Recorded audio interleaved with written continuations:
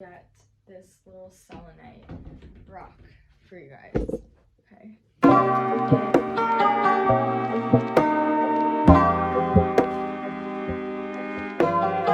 And this is what it is. See that says.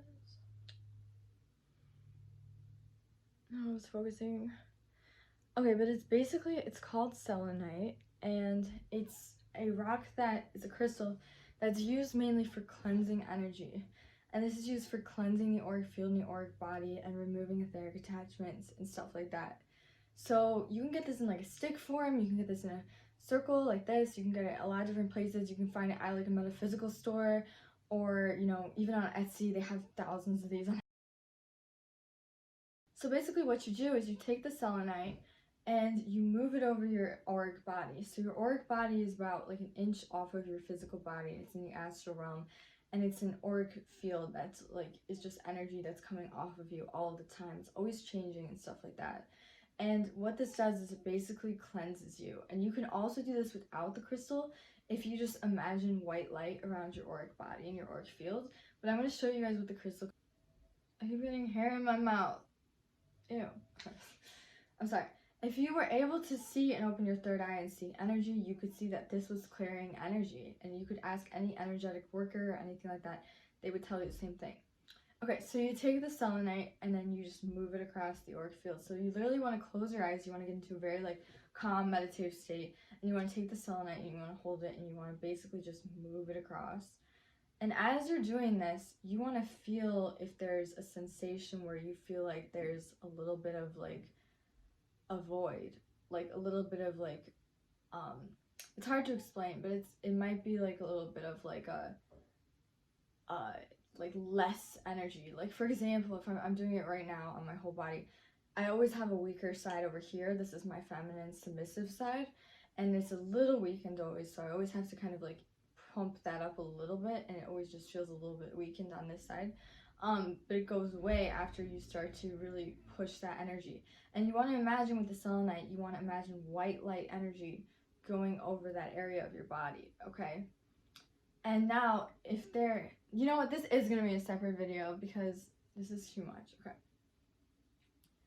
So you can be laying down. I'm just sitting up for the purposes of showing you, but you want to go all over. You want to go down to your legs. You want to go all over your body. You want to get every single area. You want to sweep that energy.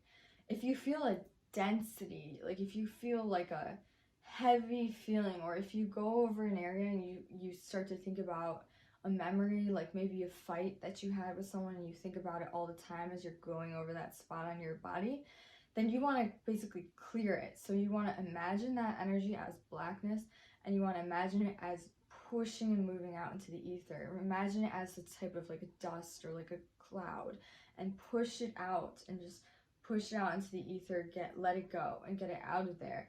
And that will allow for the white of your aura to kind of come back over that area and close that in.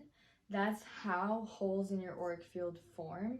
They form when you have a ton of negative energy and it starts to rip the aura. The aura like starts to weaken in that area, rips, and there might be like a hole there. And then what happens is if an entity wants to attach to you, the entity would find that hole, it would set up an etheric cord.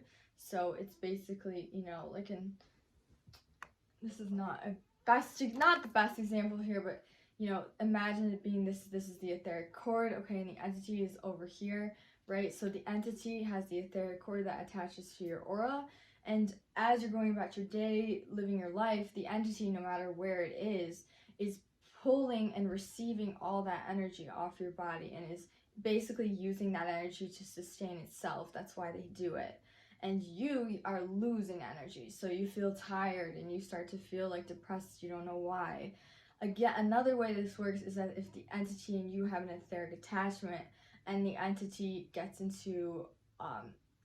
hurt, goes to the hospital, is really sad, crying, you are gonna feel, it's gonna be like an alert, like it will ripple effect through that etheric cord. You'll suddenly think about that person. You'll be like, oh wait, like Miranda, I'm suddenly like thinking about you. Or you start to feel like sad and you're like, I can't stop thinking about why I'm sad. Well, it's because you have an etheric cord established between you and that person, and you're getting an alert from when that person goes through something traumatic or bad. And this is a good thing if you have etheric cords with people who you love, like your parents, your siblings, your boyfriend, your girlfriend, whatever. It's a good thing. You want that. Like, that's why people, you know, talk to people every single day, because that strengthens the etheric cord. But what you don't want is etheric cords with people who you don't want etheric cords with, like, you know, low vibrational people, horrible people that you met and you tried to get out of the relationship but never really cut off very well. So what you're doing when you have the selenite and when you're doing your astral work in the astral realm on your body is you want to cut that etheric cord. So you want to go over with the selenite, and then you want to imagine literally scissors cutting that etheric cord once you find it. And it can be hard to find them, but pretty much as a good go-to right now is you can just cut everything around your body. Like, just cut everything, because they're probably everywhere. I have one in the back of my neck. I have, you know, one right here. And those are good ones. Those are ones that, like, are for people who I love and care about. But sometimes you'll have them everywhere and they'll constantly be draining your energy. And people who can see the etheric realm, or at least feel it, they understand where that energy is, where that's going to be, and who that's going to be connected to. Okay, so also some good sources for that is Dr. Virtual 7. He has a good frequency on his channel. It's called etheric cord cutting, and it is good for cutting etheric cords out of people that you don't want. You could also try to just do, you know, deep theta wave meditation and then doing that scissors. You might have to cut it a lot of times. They can be very tough, so sometimes it's not just like one little snip is not going to do anything. You really got to be like, no, like, you got to, like, push that energy out. You don't want that anymore. Like, you got to affirm it, understand it, believe it, have that energy, and say it out loud even if you want. Like, I'm cutting this cord. Affirm it. Okay. And they might come back, you know, a few days after you cut them. They're more likely to come back, especially if you have contact with the person again. Even if the person just texts you, messages you, whatever, that is going to re-establish the etheric cord. It's much easier to re-establish an etheric cord with someone you already know. And that's why people who try to break up with people, it takes a long time sometimes, especially if they're in a long relationship, because they have a thick etheric cord, and it's going to take a long time. Okay, so always be mindful of your energy. Sex is obviously sacred energy exchange, so be mindful of who you do that with, because that creates and establishes etheric cords. Okay, sorry, got interrupted for a second there. Epsom salt baths are really, really good to cleanse your aura and cleanse your auric fields, because I'm so empathic that I pick up everyone's energy. Like, I pick up energy just talking to people online. I pick up energy just going to the freaking grocery store and being around people. So I have to cleanse that every single night with Epsom salt, and that's a really good way to do it for you guys. You can put crystals in the bathtub too if you want to, make it a little bit more fun. And you can also just use, like, essential oils, like rose oils, very high vibrational frequencies, things like that, and relax. Like, most important thing to do to raise your vibration is to be happy, relax, and just have fun in life, and not take anything too seriously, and, you know, forgive yourself, let go of negative emotions, stuff like that. So I hope this video helps you guys, and I hope you guys can follow me if y'all want to stay tuned for more content, more videos, more exclusive stuff.